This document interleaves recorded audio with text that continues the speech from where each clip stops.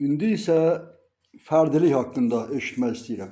Yəni deyək ki, cəmlərin içərisində mən də varam. Bəs hansı xüsusiyyətlərə görə bir fərd olmaq etibarilə mən digərlərindən seçilirəm? Hər hansı insanı, cismi, əşyanı, materialı, maddəni biz insanlar onların öz xüsusiyyətlərinə görə nisbətən tez tapıb biri-birindən ayırd eləyə bilirik. Digər tərəfdən isə yaranış kitabının 4-cü bölməsində deyilir: Nəhayətsiz kainatlarda fərq yoxdur. Yaranışa fərq yoxdur. Vəhdətlərə, ahənglərə fərq yoxdur. Cəmlər arasına fərq yoxdur. Cisimlərdə fərq, bəşərə fərq yoxdur. Baxışımda, səbirli baxışımda yaranışlar arasına fərq yoxdur. Vəhdət axımında fərq yoxdur.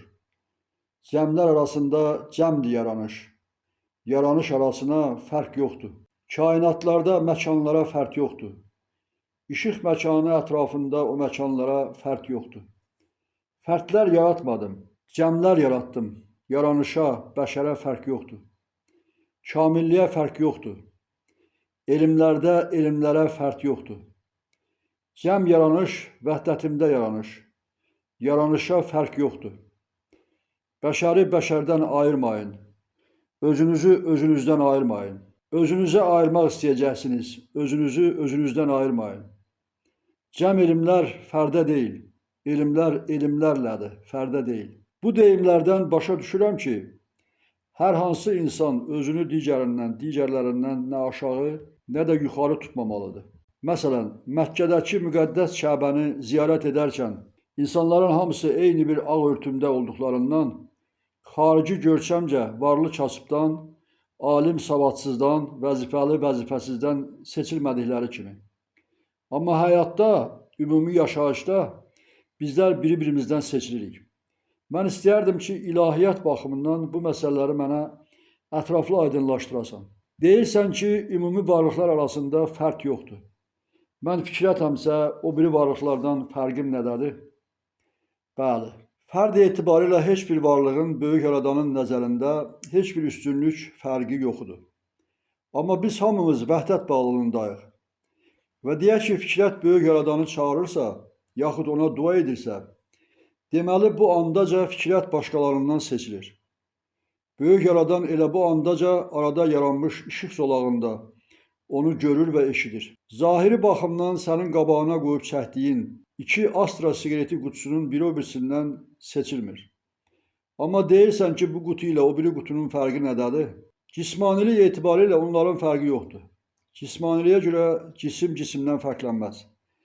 Fərq onların özlüklərindədir. Bəşərin də özlüyü var. Bəşərdən fərqi yoxudur. Bəşərlikdə fərq yoxdur. Özlük bəşərin zəkasıdır, əqlidir, etdiyidir. Cisimlərdə də özlüyü daşdır, özlüyü metaldır, özlüyü taxtadır və s. Xassələrinə qalmış olsa, metalın etdiyi ilə daşın yaxud taxtanın etdiklərinin funksionallığının fərqi var. Odunun, kömürün, neftin, suyun, torfun hərəsinin öz işi var. Yəni özünə, öz ətrafına yığdığı qədəri var. Və bunlar da ətrafla bağlılıqdadırlar, vəhdətdədirlər. Belə olan halda deyirsən ki, cəm varlıqlar, cəm bəşər, hamısı eyni anda Allaha özlərinin müxtəlif müraciətlərini etmiş olsalar, onda biraz qarışıqlıq yaranmış olar. Təsəvvürlə ki, bəşərin hamısı eyni anda ya çağırır və yaxud da heç birisi çağırmır. Hər iki halda arada sədd yaranmayıb. Və bu o demək deyil ki, onlar ondan təcrid olundular. Burada təcriddən söhbət etmək olmaz. Deyək ki, mən bəşərəm, o isə cisimdir. Əgər əqlimi, təfəkkürümü nəzərə almasaq, mənlə o cismin fərqi nədədir? Cəm yaranış içərisində mənim özlüyüm, fikrətliyim nədədir? Bilirsən, artıq bu çox böyük anlamdır. Bunu dərk etmək üçün böyük yaradan 5-ci bölmədə deyir: Yaranışlar adlıdır, öz yerində adlıdır. Yaranışlar boşda deyil, boşluqda deyil, məkansızlıqda deyil. Deməli, sən yenə də yadıma salırsan ki, istər zərrədən yaranmış biz adi insanlar olaq, istərsə də işıqlı müqəddəslər olsun. Hamımızın ilkimiz müqəddəslikdəndir və biz adi insanlar çoxlu təyinatlar almışıq. Və indi də mən fikrət bu indiki bəşəri təyinatındayım. Bəli. İndi sən fikrət bu andaca böyük yaradanı çağırırsan, O həmin ilkin fikrəti kainatlarda izləyə-izləyə nəzərində gəlir sənin bu yer məkanındakı, indiki bu stulun üstündə oturmuş bu vəziyyətinə və bilir ki, çağıran məhz həmin fikrətdir. Bilirsən, təsəvvür et ki, sənin bütün tarixini biz kino lenti vasitəsilə işıqlandırıb ekranda baxsaq, hətta sərf olunan vaxtın qısaldılması xatirinə ayrı-ayrı epizodları seçib baxsaq, yenə də neçə günlərlə, aylarla ekran qarşısında oturmağa məcbur olaraq. Amma o, həmin də andaca bilir ki, onu çağıran məhz həmin bu fikrətdir. İndi deyək ki, fikrətlə bərabər yer üzündə 1 milyon bəşər böyük yaradanı çağırdı. Və yaxud 1 milyon cisim yanır, ya dağılır, ya da bunları bomba ilə partladırlar. Bu cisimlər sözlə, dillə çağırmasa da, bağlılıqları ilə böyük yaradanı çağırır ki, məni dağıdırlar, zorakılıq edirlər.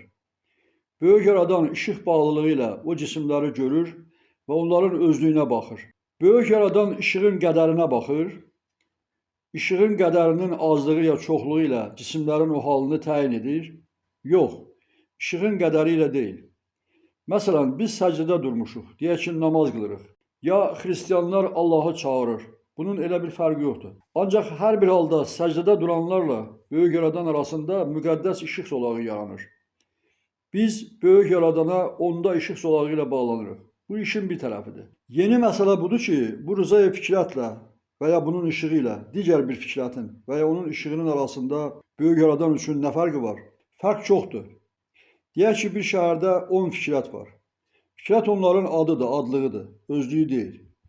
Böyük yaradan qarşısında hər bir fikrətin özünün kamillik qədəri var, zəka qədəri var, etdiyi işlərin qədəri var, istəklərinin qədəri var, dünyaya baxışının qədəri var, cismaniliyinin qədəri var. İndiki anda cismaniliyinin, maddiliyinin bağlılıq qədəri var, hazırlığı yaxud qeyri-hazırlığı var. Görürsən, nə qədər komponentlər ortaya çıxır. Bunların hamısının əsasında demək olur ki, bu fikrət o fikrətdən fərqlidir.